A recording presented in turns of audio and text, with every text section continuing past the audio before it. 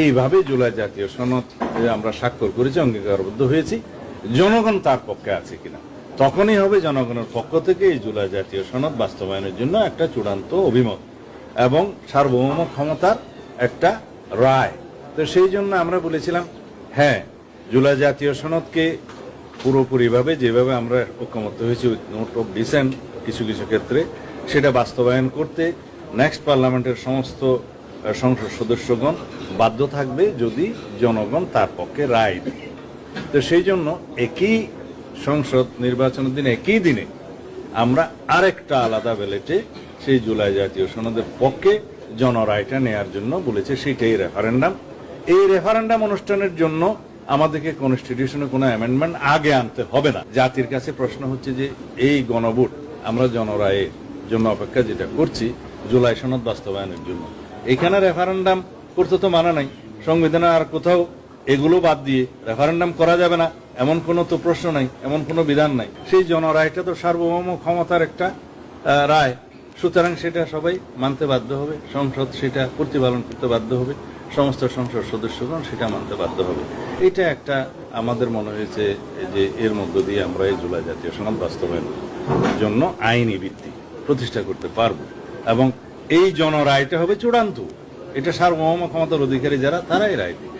সুতরাং এই বিষয়ে আমার মনে হয় যে আমরা ঐক্যমত্যে আসতে পারি। গণভোটের রায় বাস্তবায়নের জন্য সংবিধান সংস্কার পরিষদ গঠন করতে হবে মানলাম। আমরা নির্বাচিত হয়েছি সাংবিধানিক ভোটে, কিন্তু আরেকটা আইন হয়েছে গণভোটের জন্য। এটা আমরাও প্রস্তাব করেছিলাম, যেহেতু আইনি ভিত্তি চেয়েছেন সবাই জুলাই জাতীয় সনদের, যে জনগণ কি বলে আমরা দেখি। সেখানে জুলাই জাতীয় সনদ যেভাবে স্বাক্ষরিত হয়েছে, রাজনৈতিক সমঝোতার দলিল হিসেবে ঐতিহাসিকভাবে যেটা স্বাক্ষরিত হয়েছে, তার উপর ভিত্তি করে জুলাই জাতীয় সনদের পক্ষে এদেশের জনগণ আছে কি নাই সেই প্রশ্নে গণভোট হতে পারে এবং সেটা একদিনে হবে না, 2 দিনে হবে। সেই বাহাস অনেকদিন হয়েছে, অতঃপর একদিনে অনুষ্ঠিত হয়েছে এবং সেই ব্যালটে গণভোটে হ্যাঁ এবং না লেখা ছিল। কিন্তু এই আদেশটা মাঝখানে জারি করে আরেকটা প্রশ্ন ওখানে ইন্ট্রোডিউস করে দেয়া হয়েছে যে এই প্রশ্নে গণভোট দেয়া হলো 4টা প্রশ্ন, যে প্রশ্নের মধ্যে একটা বিশাল প্রশ্ন জুলাই জাতীয় সনদের সমঝোতা হয়নি।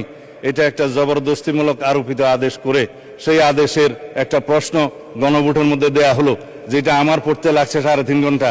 জনগণ সেটা পড়ে হ্যাঁ এবং না দিয়েছে কিনা আমি জানি না। তবে 4টা ভোট, 4টা প্রশ্ন, সেই প্রশ্নের মধ্যে একটা অ্যান্সার দিতে বলা হয়েছে, আইদার হ্যাঁ অথবা না বলুন। কিন্তু 4টা ভোটে তো 4টা প্রশ্ন থাকা উচিত ছিল যে আমরা কোন কোন প্রশ্নে হ্যাঁ বলবো, কোন কোন প্রশ্নে না বলবো, সেই অপশনও ছিল না। বুঝছি আমরা। এখন ঘটনা হয়েছে সারা বাংলাদেশের মানুষে গণভোটের পক্ষে বেশিরভাগ মানুষে হা পড়ছে। তখন আপনারা যদি মানুন না, এটা গার জোর দেখায়, এটা কিন্তু ঠিক না। সারা বাংলাদেশের মানুষের অপমান করা।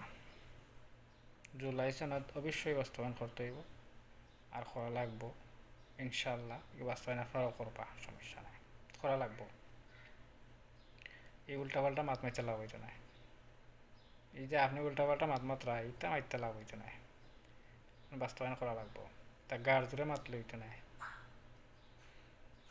আরও মানুষে গাড় জোরে মারছিল, কিন্তু লাস্টে দেখা যায় খেম্মেদি গেছে, কোনো ঠিক ঠিকানা হয়েছে না। তো আপনিও এই গাড় জোরে মাতুন না দেন, গাড় জোরে নামাইতে জুলাই সনদ বাস্তবায়ন কিলা করা যায়, কিলা সুন্দরী বহান করবা। আর আইন আদালত কোর্ট বোর্ড এটা দেখাই না দেন, বহান করবা। আপনি কইছেন, আপনারা স্বাক্ষর করছেন। আমরা ছোট মানুষ বেশি মারতাম চাই না, আমরা বুঝে শুনে ভোট দিছি, হ্যাঁ ভোট দিছি,